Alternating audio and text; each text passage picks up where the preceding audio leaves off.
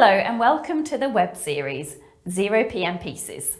In the ZeroPM Pieces, the researchers in the project will tell you about one piece of the ZeroPM puzzle that they're working on. So without further ado, here comes a ZeroPM piece. Hi everyone, welcome to the ZeroPM Pieces presentation. I'm Sabrina Altmeyer Mendes. I'm a PhD student at Chalmers University of Technology. And today I'm presenting my work on evaluating PFAS removal technologies in drinking water treatment from a life cycle perspective. So, access to safe and clean drinking water is recognized as essential to public health. However, PFAS contaminants have become a major public health concern as a lot of water reservoirs are now contaminated with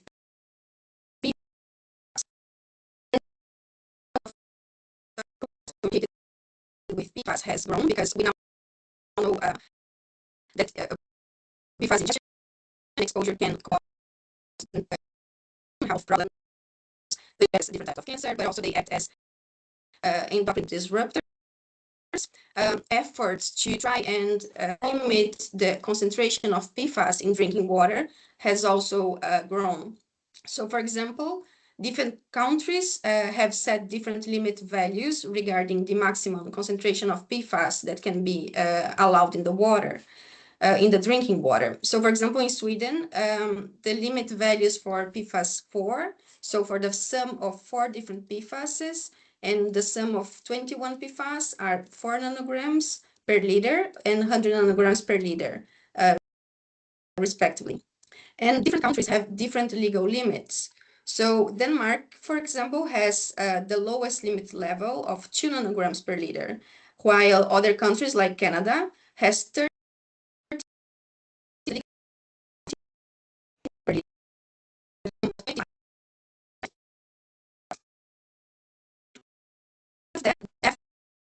Are being made to PFAS in drinking water. So innovative technologies then are being tested and developed for the treatment of PFAS contaminated water. And we can divide these technologies into PFAS removal. So for the technologies capable of transferring PFAS from the contaminated water to either a solid media or a waste stream. And examples of these technologies are granular activated carbon, ion exchange resins, membrane filtration, foam fractionation. But also we can classify these technologies as PFAS destruction technologies.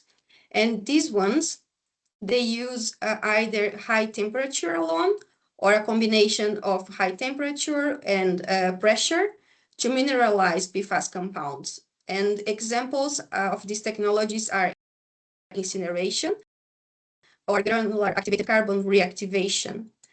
But also we can have technologies that have oxidation processes, such as electrochemical oxidation for PFAS destruction. In addition, we can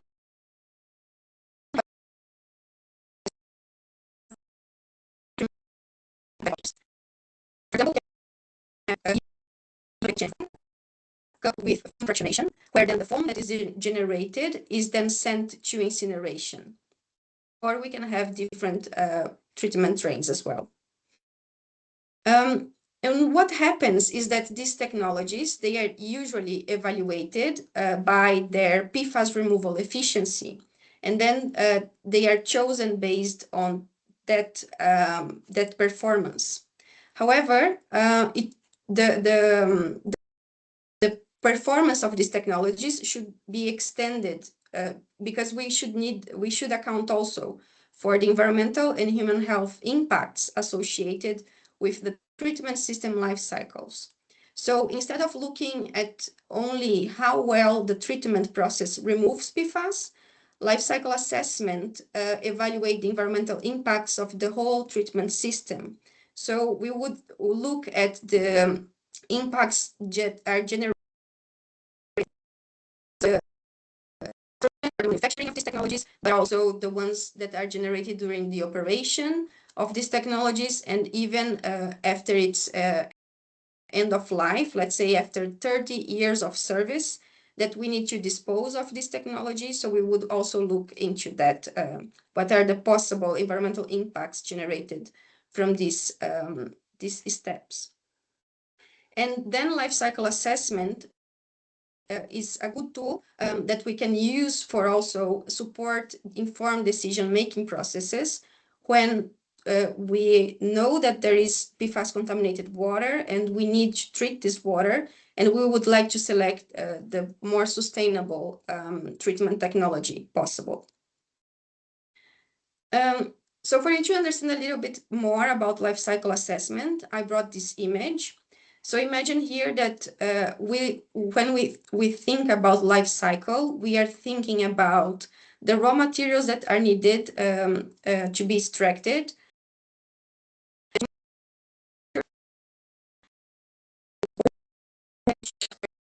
It will be used or for the operation of the technology. And then again, after its 30 years of service, we would have the disposal of these technologies. So for these systems to be operating, we would need raw materials or manufacturing of chemicals and energy. And of course, this system, it generates useful service. So for example, the delivery of potable and potable water. But also we generate different impacts, such as gas emissions or liquid effluent, solid waste that should be accounted for. So the life cycle assessment translates these material and energy flows into environmental impacts, helping us understand which treatment option is more sustainable. And here I bring some possible impact categories that we can calculate through life cycle assessment. So we can understand, for example, what is the climate change or the impact generated through these systems, but also eutrophication, ecotoxicity, human health toxicity, and others. These are just some examples. Are especially important when we're thinking and talking about the treatment of contaminants that are capable, have toxicity properties. Because ecotoxicity measures the impact on freshwater organisms of toxic substances emitted to the environment. In human health toxicity, we calculate the impact on humans of these toxic substances, and they can be divided into cancer and non-cancer related toxic substances. So thinking of this whole scenario that we have of treating PFAS contaminated water, we come up with some research questions that first we would like to understand the type of LCA studies that have been done and what are the scope of them regarding PFAS removal technologies, and what shortcomings exist in these published LCA studies. And the second question, what is the range of potential climate impacts associated with PFAS removal, and what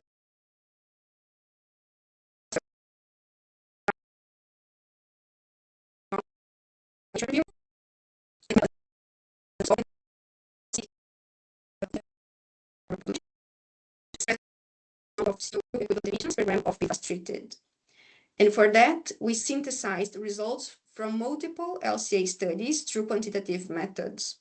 And with that, we also aim to achieve a more comprehensive understanding of these environmental impacts associated with the PFAS contaminated water treatment. For you to understand a little bit more about the life cycle thinking behind the treatment of PFAS contaminated water, I brought this image where here we would have the PFAS contaminated water being treated. We could have, for example, pre-treatment depending on the water quality. And then we would have the main technology for PFAS removal that would be capable of delivering drinking water in compliance with the country guidelines. In this case, I brought an example from the guideline from Sweden. So PFAS 4 with less than 4 nanograms per liter. And from the PFAS removal technology,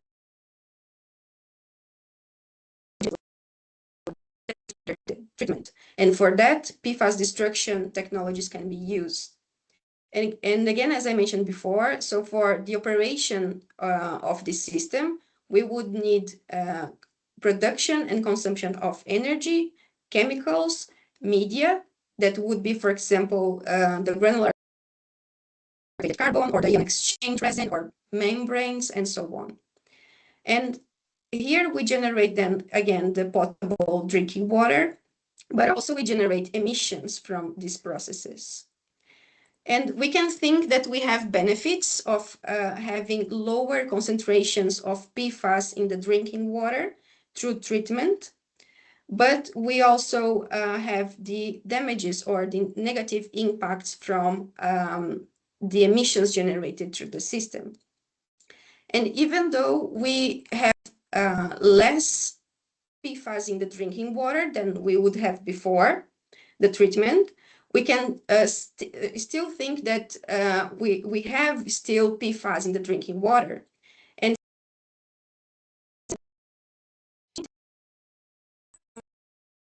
have some damages or negative impacts from the PFAS remaining in the water. And what we have to think also, depending on the way we see when we do the calculations on life cycle assessment, is that some people think or follow the idea is that because we are following or we are in compliance with legislation, this water would be safe for consuming. So they don't think usually as that the remaining PFAS in the water would be a damage or a negative impact.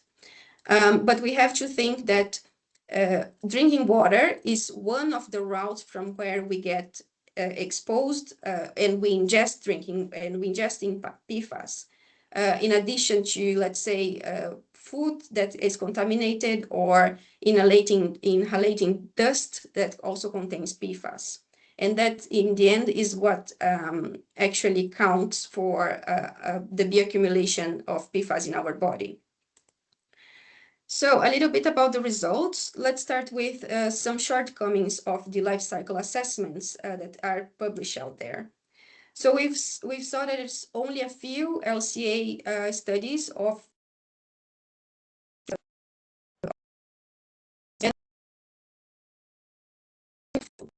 research. And most of these studies, they only focus on the removal of two PFAS substances, mainly PFOS and PFOA. So that we can think here that there are many others that we should be accounting for. And another limitation identified across the studies is that there is an underestimation of emissions in the inventory, especially regarding toxicity-related impacts. And I'll explain a little bit more about this. So again, remember that we have here the treatment, right? So we have the water contaminated with PFAS being treated with different technologies. And then we have the treated water with less PFAS, and we have the PFAS-laden residuals that can be further treated with PFAS destruction, either, let's say, with incineration or electrochemical oxidation. So what we see is that these studies, they have a narrow focus on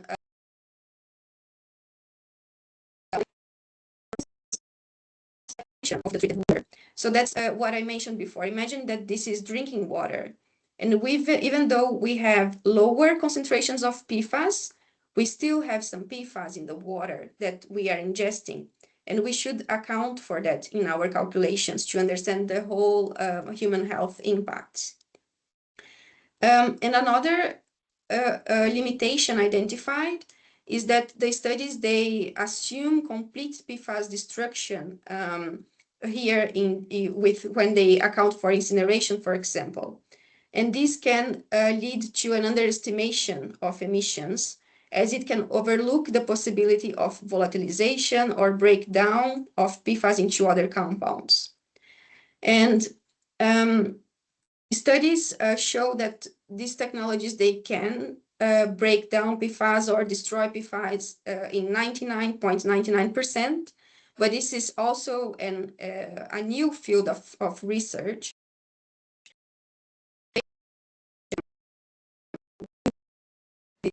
To include possible emissions in our LCA studies. And a third thing that we saw is that in those LCA studies, they do not ensure that PFAS characterization factors are available and and used in the LCA. And for you that are not familiar with the terminology of LCA, characterization factors are factors or numbers derived from scientific models that describe the cause and effect chain of a substance. So in this case, the characterization factor of PFAS, they will translate the possible fate, exposure, and effect of PFAS into the environmental or the human health impact. So we should account for that when we are analyzing and assessing these technologies. Regarding the CO2 emissions, we saw that the median impact for treatment of CO2 equivalent. But when we were assessing these treatment technologies, we could assess 30 different treatment technologies, and the ones that you can see here in the x-axis.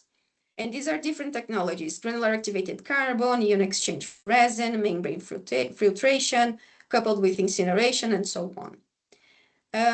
And what we see is that in 53% of the cases, these innovative treatment trains, they emit 10 to 1,000 kilos of CO2 equivalent per gram of PFAS treated. And again, we have to think that, of course, using these treatment technologies, they will generate benefits because they are reducing the risk of PFAS exposure and ingestion through drinking water.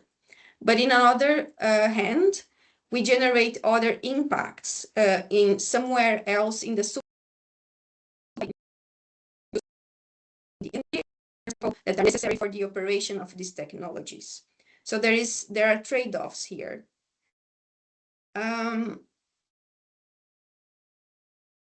So a little bit to summarize the main results, we see that combining different treatment technologies can lead to different amounts of emissions. And most emissions, they originate from the operation of the technologies to remove PFAS.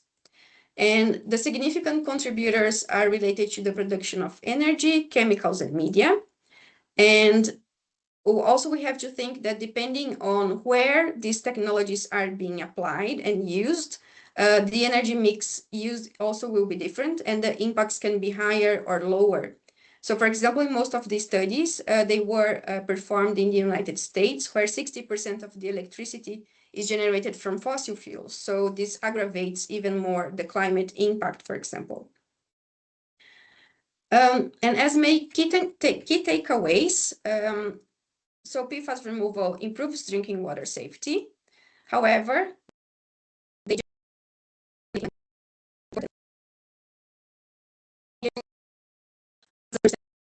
better the trade-offs and the main hotspots regarding these treatment technologies, and also help in informed decision-making processes when we need to select these technologies to treat the PFAS contaminated water.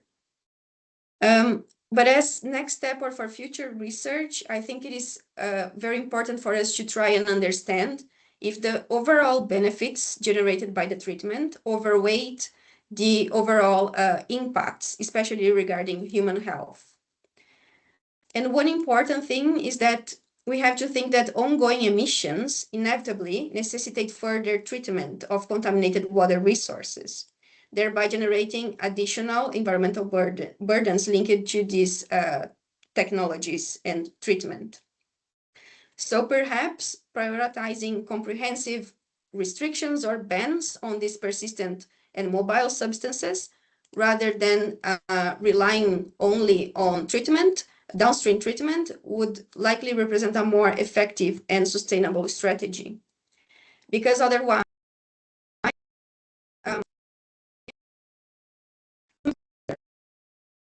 if these environmental costs of eliminating the risks associated with ingesting PFAS contaminated water are justified, and whose well-being should take priority? The ones consuming the drinking water, or the ones that are being affected further up in the supply chain by the other impacts that are being generated, because we need to manufacture and operate these technologies to treat the PFAS contaminated water. And who should also make this decision? It is very tricky and very difficult. Yes, thank you so much for listening. Here, I have a QR code if you want to read more about this study, and also my contact. Thank you. 0PM, Zero Pollution of Persistent and Mobile Substances.